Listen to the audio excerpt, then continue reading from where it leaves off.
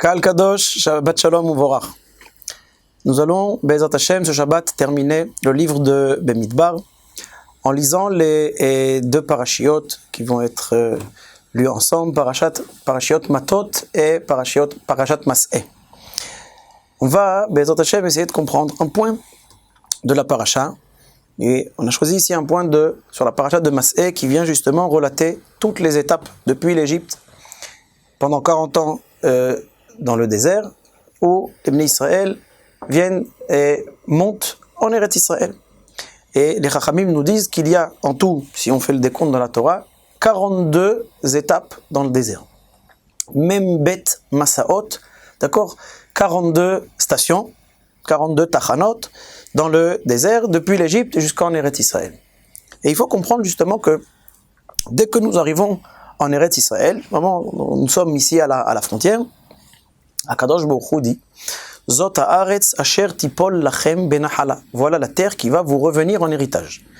Si on fait attention, on va voir ici que on emploie dans la Torah, Akadosh Baruch Hu emploie le terme de tomber, asher tipol, la terre qui va étymologiquement tomber devant vous, pour dire qu'il va vous revenir en tant qu'héritage, d'accord, qui va vous être échu, comme on le dit. Alors ça veut dire, on le dit ici par le terme nofel. C'est la terre qui va tomber. Et les Chachamim posent la question dans le Midrash. Pourquoi utiliser ce terme de Nephila? Pourquoi c'est la terre qui va tomber? Et là, les Chachamim répondent, et nous donnent une réponse, un élément de réponse particulier. Akadosh Baruch Hu, on nous dit, dans le Midrash, qu'il a pris le représentant des nations qui habitaient ici en Eretz Israël, le Sar. On appelle, d'accord, en français, ce Sar, l'ange tutélaire des nations. C'est toute cette psychologie, c'est toutes ces forces que représente, d'accord, que chaque nation a comme particularité. Alors on appelle ça un Sar.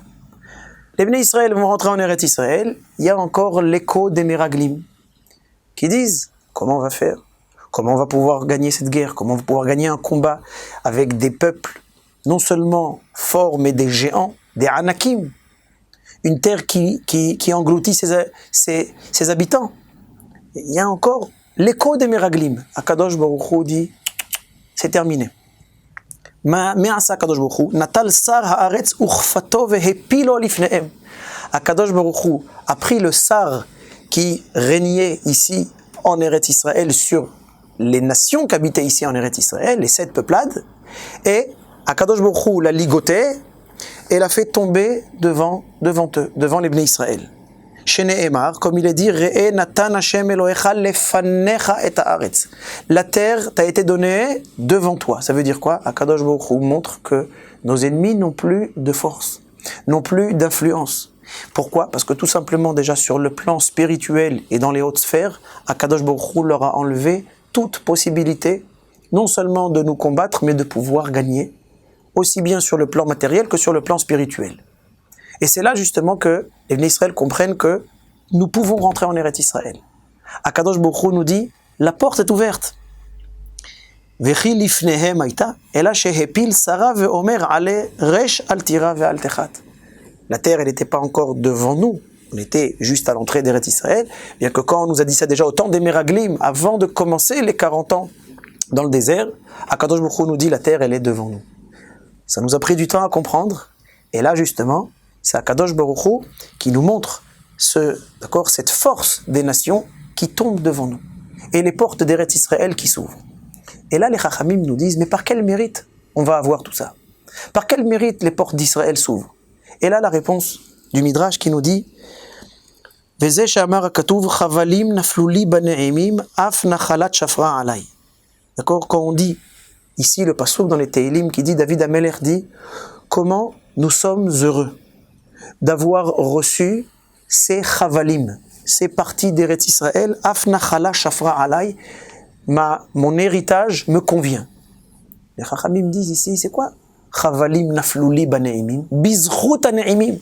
La Torah qui est appelée dans Mishlei Ne'imim, qui est le mot Naïm, dans le sens où ce côté agréable, le véritable bien dans le monde qui est représenté par la Torah, justement, que représente la Torah, on le reçoit et on peut justement le vivre ou en Eretz Israël. Et là, c'est ce que les Chachamim nous donnent. Et pour finir, ils nous donnent ici une allégorie particulière. Les Chachamim nous disent, Yesh Adam shehu na'e ulvusho ka'ur. Il y a quelqu'un qui est beau, il y a quelqu'un qui est, d'accord, qui est très beau même, na'e, mais il est habillé d'une manière très moche. Il est très mal habillé. Son habit est moche. Ka'ur, milachon mecho'ar. Hu ka'ur ulvusho na'e. Il y en a, il est vraiment pas beau, mais il a des habits qui sont très beaux. Donc on voit ici une asymétrie entre l'aspect physique, physiologique, et l'aspect extérieur par l'habit. Ve'Israël hem na'im la'aretz ve'ha'aretz na'a lahem. Le Ham Israël a cette particularité. Regardez ici, on dit le peuple juif est beau. Bien entendu, on voit ici, on parle ici sur le plan spirituel. Et na'im la'aretz. On est beau ou on convient particulièrement à la terre. Ve'ha'aretz na'a lahem, et la terre, elle est belle pour eux. Il y a ici une convenance, il y a ici un lien tellement fort entre la terre d'Israël et le Ham Israël, et justement qui se fait par la Torah. C'est ce lien, d'accord, c'est la Torah qui va faire cette union, d'accord, comme ce yichoud sous la choupa entre le Ham Israël et Eretz Israël, comme le marié et la mariée. Comment? Avec cette bague de mariage, c'est-à-dire cette alliance. Et on sait que l'alliance, c'est la Torah. C'est la Torah qui va faire que nous sommes non seulement ralliés à la terre, et que justement il y a cette convenance. Dans une génération comme la nôtre où on entend, d'accord, où on a tellement de points d'interrogation. Est-ce qu'on va pouvoir rentrer en Eretz Israël? Alors on est rentré en Eretz Israël. Est-ce qu'on va pouvoir, à l'échelle individuelle, s'intégrer en Israël? Est-ce que ça va convenir à mes enfants? Est-ce que ça va convenir à mon mode de vie? Est-ce qu'on va pouvoir tous vivre sur le plan du peuple juif? Comment on va faire? Comment on va pouvoir s'arranger face aux nations? Comment on va faire? Est-ce qu'on va pouvoir justement, ce qu'on appelle faire cette annexion? Akadosh Baruch Hu nous dit, le peuple juif est le peuple qui convient à Eretz Israël. La terre d'Israël, c'est la terre qui convient au Ham Israël. Et la Torah, c'est justement, c'est cette alliance et ce qui fait ce lien entre la terre et le peuple. Yehi Ratson, que nous sachions justement non seulement comprendre combien le Ham Israël, quelle est la grandeur du Ham Israël, combien justement ce lien que nous avons, qui est si fort, que ce lien ne peut se faire et ne peut se manifester qu'ici en terre d'Israël, et bien entendu, toujours avec la Torah, toujours avec les mitzvot qui sont là justement pour vivre cette alliance et qui font ce lien entre nous, Akadosh Baruch Hu, et Eretz Israël. Et Ratson, Shenizke, Be'ezrat Hashem, d'être en Eretz Israël. On finit ici le livre de Bamidbar, de vivre la Torah pleinement. Amen, Ken Yehi Ratson, Shabbat Shalom Vorach.